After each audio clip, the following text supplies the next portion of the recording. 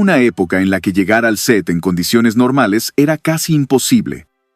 El cuerpo no daba más, la mente ya no respondía. Pero igual había que grabar.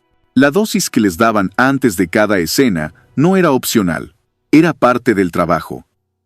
La industria necesitaba estrellas activas, no importa cómo. Este es el lado que el público nunca vio.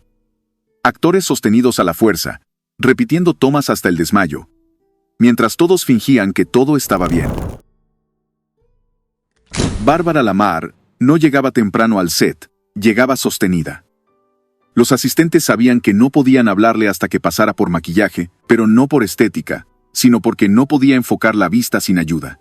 Los estudios la querían seductora, intensa, siempre lista para cámara, aunque por dentro ya no pudiera con su cuerpo.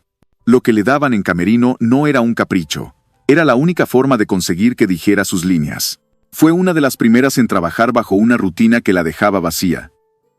No dormía, no comía bien, y su energía solo se sostenía con lo que le ofrecían fuera de contrato. Pero nadie en la producción lo cuestionaba, porque la película avanzaba. Lo que pasó detrás de su camerino nunca fue parte del libreto. Solo importaba que la escena estuviera lista. Murió antes de los 30. El estudio lanzó comunicados elegantes, pero ninguno mencionó que su cuerpo colapsó tras meses de jornadas imposibles y sustancias constantes. ¿Cuántas otras actrices vivieron lo mismo, sin que nadie se detuviera a preguntar por qué ya no podían caminar recto?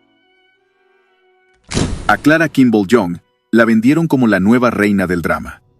Pero lo que el público veía en pantalla no coincidía con la forma en la que entraba al set. Algunos técnicos decían que se movía como un reloj descompuesto. Marcaba la hora, pero fallaba en los minutos. Era evidente que algo no andaba bien, pero los jefes insistían en seguir grabando. Se le exigía intensidad emocional, llanto preciso, frases impecables, incluso cuando no podía mantenerse en pie. En más de una producción, tuvo que ser escoltada fuera de escena, solo para volver 10 minutos después con otro semblante. Lo que pasaba entre toma y toma, nadie lo discutía. Pero todos lo sabían. Clara ya no actuaba desde el talento. Actuaba desde la resistencia. Terminó siendo apartada de los papeles grandes cuando su cuerpo dejó de responder. Pero la industria no la cuidó. Solo buscó a la siguiente. El sistema no perdonaba el desgaste, aunque ellos mismos lo provocaran. Peggy Shannon entró a Hollywood con una cara que vendía y una energía que parecía inagotable. Pero la presión la reventó más rápido que a muchas otras. Rodaba con dolor, con temblores, con días en los que no podía ni sostener una copa sin ayuda. Aún así, se le exigía puntualidad, belleza y buena actitud. Los rumores en los estudios eran claros. Sin esa ayudita, Peggy no llegaba a terminar el día. A veces, ni siquiera a empezarlo. Los productores lo sabían, los asistentes también, pero todos fingían que la situación estaba bajo control. Porque lo importante no era su salud, era la imagen. ¿Y si se desmayaba? Nada que una pausa de maquillaje no pudiera ocultar. Murió sola, con la carrera apagada y una etiqueta que la industria le colgó sin asumir su parte. Peggy no falló como actriz, falló el sistema que la empujó a seguir cuando ya no podía más. Mary Prevost fue una estrella del cine mudo que no supo decir que no, porque el contrato no le daba esa opción. Los estudios la empujaban a mantener una figura específica, un ritmo imposible y una sonrisa constante. Para soportarlo, empezó a depender de lo único que le permitía llegar despierta al rodaje. Nadie se preguntaba por qué estaba tan alterada antes de grabar. Solo importaba que no olvidara sus líneas. Con el paso de los años, su cuerpo comenzó a dar señales claras.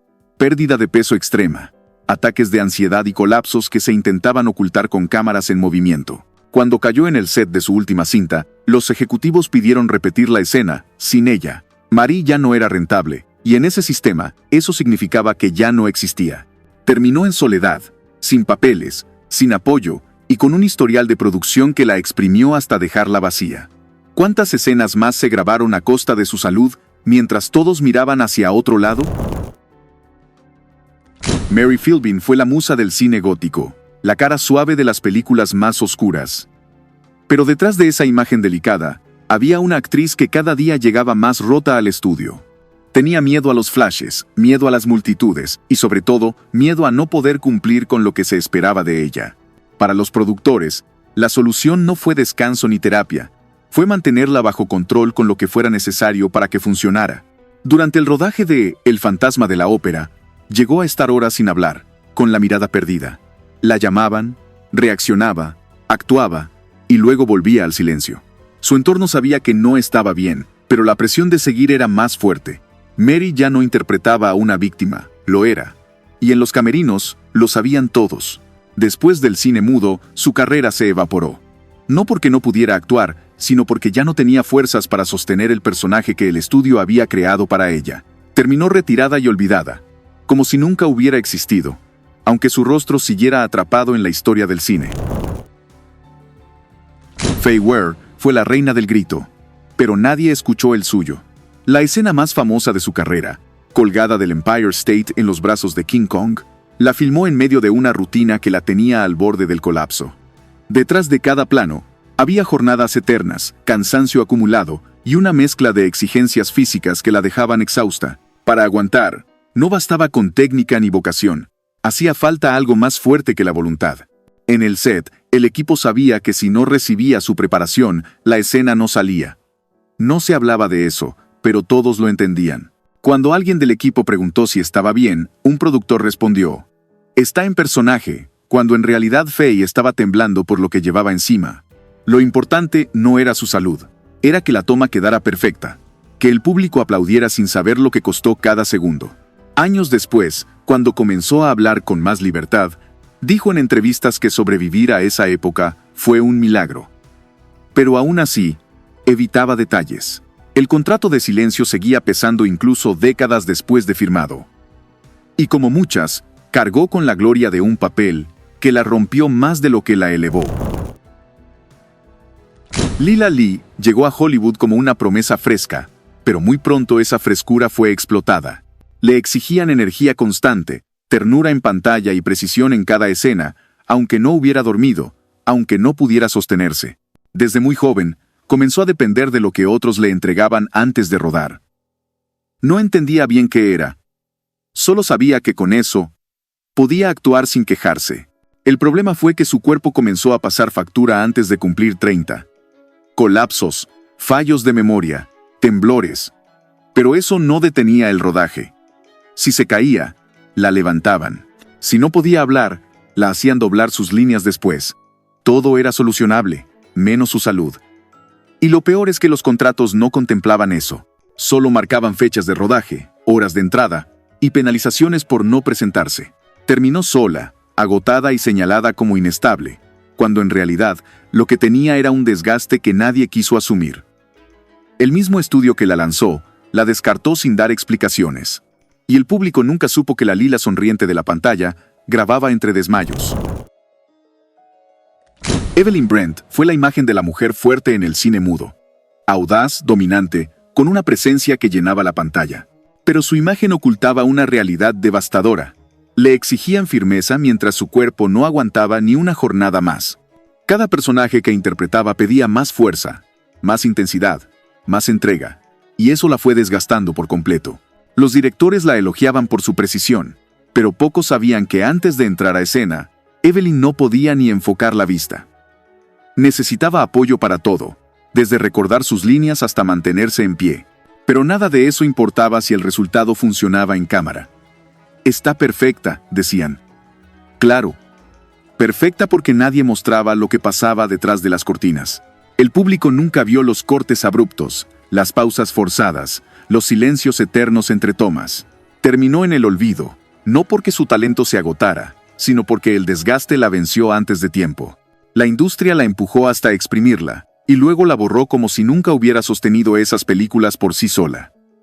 Evelyn no se apagó por falta de brillo, se apagó porque la obligaron a arder sin descanso.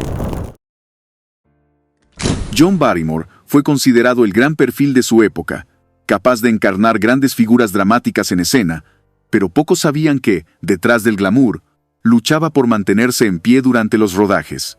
Por contrato, debía filmar escenas largas, intensas, donde el quiebre emocional podía tomarlo por sorpresa. Para llegar a esas escenas, a menudo dependía de ayuda externa para calmar la mente y sostener la voz. Los sets se llenaban de miradas cómplices cuando Barrymore titubeaba o su voz flaqueaba. Un asistente bajaba el sonido, otro lo reincorporaba, y así continuaban. Lo que nunca se mostraba era el cansancio crónico que arrastraba, los olvidos en medio del monólogo, los lapsos de memoria entre escena y escena. Pero la toma tenía que hacerse, aunque el cuerpo ya no respondía. Al final, su leyenda se construyó sobre su genio y su caída. Hollywood lo mantuvo mientras podía, hasta que ya no pudo más. Barrymore se convirtió en un símbolo de la grandiosidad y la tragedia de un sistema que, sin descanso, exige incluso las últimas gotas de vida de sus estrellas. Lo dieron todo, literalmente. Fueron aplaudidos, admirados, imitados, pero también exprimidos, ignorados y descartados. Ningún contrato protegía su salud, ninguna cláusula garantizaba descanso. Si no podían sostenerse, los empujaban. Si colapsaban, los sustituían. El sistema no quería personas, quería figuras que resistieran lo que fuera, hasta caerse de pie. Estas historias no están en los homenajes, ni en las entrevistas que repite la televisión cada año. Pero existieron, y si no se cuentan, se repiten. Suscríbete si quieres seguir descubriendo la cara oculta del cine clásico, la que nunca salió en pantalla, pero definió todo lo que vino después.